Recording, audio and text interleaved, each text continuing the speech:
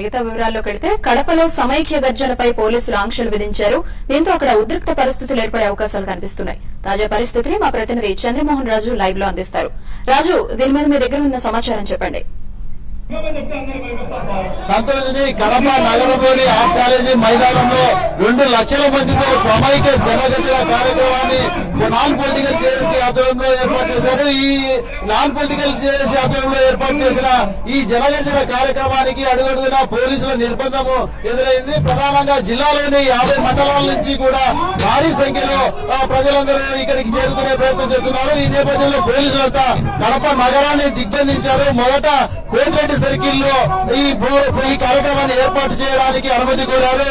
అయితే అక్కడ పోలీసులు శాంతి భద్రతల దృష్టితో అక్కడ అనుమతించలేదు. అలాగే 7 సర్కిల్ లో ఏర్పాటు చేసుకోవడానికి అనుమతి కోరారు. అయితే అక్కడ కూడా అనుమతించలేదు. అయితే ఆర్ట్స్ కాలేజీ మైదానంలో అనుమతించినా కూడా పోలీసులు ఉన్నట్టుండి నిర్బంధంగా ఈ రోజు ఉదయం 9 గంటల నుంచి ప్రజలు రాకుండా చేయడానికి భారీగా ప్రయత్నం చేశారు. దీంతో పెద్ద ఎత్తున జేఏసీ నేతలకు పోలీసులకు మధ్య వాగ్వాదం జరిగింది. ఒక దశలో కడప డీఎస్పీ రాజేశ్వర్ రెడ్డి నిర్బంధంగా వ్యవహరిస్తూ తెలంగాణ వాదులకు అనుకూలంగా వ్యవహరిస్తున్నట్టు ఆయనపై దాడికి ప్రయత్నం జరిగింది. అలాగే జేఏసీ నేతలంతా కూడా వెళ్లి జిల్లా కలెక్టర్ ను కలిసి ఈ సమైక్యాంధ్ర ఉద్యమాన్ని పోలీసులు అడగడానికి ప్రయత్నం చేస్తున్నారంటూ ఆగ్రహం వ్యక్తం చేశారు. దీంతో పోలీసులు కడప నగరం చుట్టూ వేసిన కంచెలను బారికేడ్లను తొలగించారు. ఇప్పుడిప్పుడే మనం చూస్తున్నాం భారీ ఎత్తున ప్రజలందరూ కూడా కడప ఆర్ట్స్ కాలేజీ మైదానంలోకి చేరుకుంటున్నారు. ఇక్కడ సమైక్యాంధ్ర జనగర్జనను సక్సెస్ చేయడానికి భారీగా ప్రయత్నాలు జరుగుతున్నాయి. ఇప్పటికే సభ స్టార్ట్ కావాల్సింది. అయితే పోలీసుల నిర్బంధం కారణంగా ఇక్కడ సభ కొంత ఆలస్యమైంది. అయినా కూడా ఇప్పుడిప్పుడే భారీగా కడప జిల్లాలోని అటు కోడూరు నుంచి ఇటు కొండాపురం వరకు, అంటే ఆ మూల నుంచి ఈ మూల వరకు కూడా భారీ సంఖ్యలో జనాలంతా వచ్చి చేరుకుంటున్నారు. ఎంతో సేపైనా సరే తాము ఈ సభకు హాజరై వచ్చి ఎంత ఎండలో అయినా సరే ఈ సభను సక్సెస్ చేస్తామని ఇక్కడ ఉన్న జేఏసీ నేతలు చెబుతున్నారు. అలాగే ప్రజలు, మహిళలు భారీ సంఖ్యలో వచ్చారు. చిన్నపిల్లలు, వివిధ పాఠశాలలకు సంబంధించిన విద్యార్థులంతా కూడా భారీ సంఖ్యలో ఇక్కడికి చేరుకున్నారు. మనము సభా వేదిక వద్ద ఉన్న పరిస్థితిని, తాజా పరిస్థితి చూస్తున్నాము. ఇప్పుడే భారీ సంఖ్యలో ప్రజలందరూ కూడా వస్తున్నారు.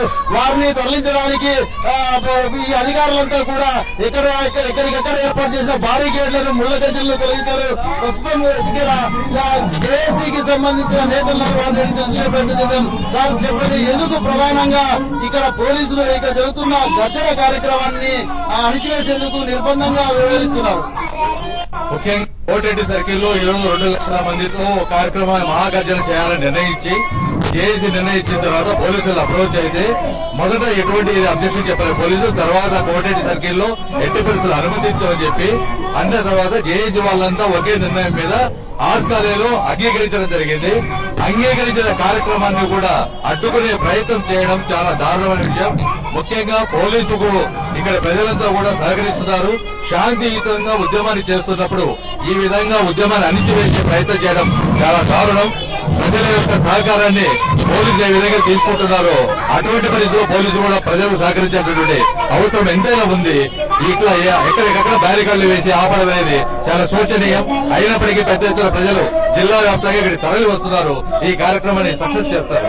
పోలీసులు ఎంత నిర్బంధంగా వ్యవహరిస్తున్నా కూడా జిల్లా వ్యాప్తంగా పలు ప్రాంతాల నుంచి కూడా ప్రజలు భారీ సంఖ్యలో వస్తున్నారని చెప్తున్నారు. పోలీసులు నిర్బంధంగా వ్యవహరించడం చాలా దారుణమని ఆరోపిస్తున్నారు. ప్రస్తుతం ఇక్కడ మరో సమైక్యాంధ్రకు సంబంధించిన నేత ఉన్నారు. వారిని తెలిసిన ప్రయత్నం చేద్దాం.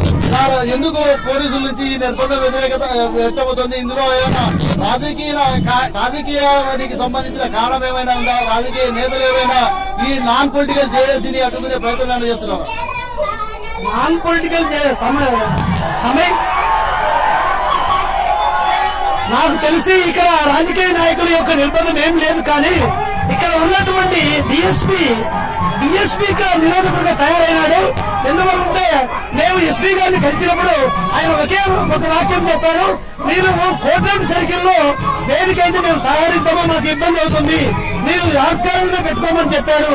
దానికి సరే అని మేము ఆర్ట్స్ కాలేజీలో ఇక్కడ గవర్నమెంట్ మార్చుకున్నప్పుడు కూడా ఈ రోజు పోలీసులు ఆంక్షలతో ఈ రోజు జనాలు రాకుండా చేస్తున్నారంటే నాకు తెలిసి ఇక్కడ ఉన్నటువంటి డిఎస్పీ సమైక్యవాదాలు తెలంగాణవాదాలు మాకు అర్థం కాదన్నా.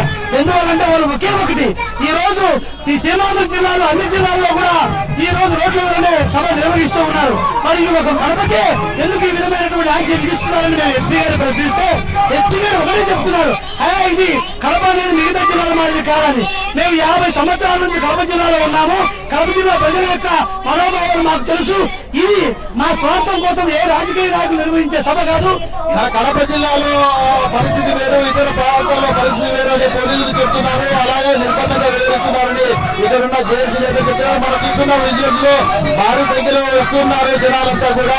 ఇప్పుడు ఇది ఇక్కడ పరిస్థితి చూస్తే ప్రజలకు ఎప్పుడు చేరుకుంటున్నారు, సభ సక్సెస్ అయ్యేందుకు అన్ని విధాల ప్రయత్నాలు జరుగుతున్నది.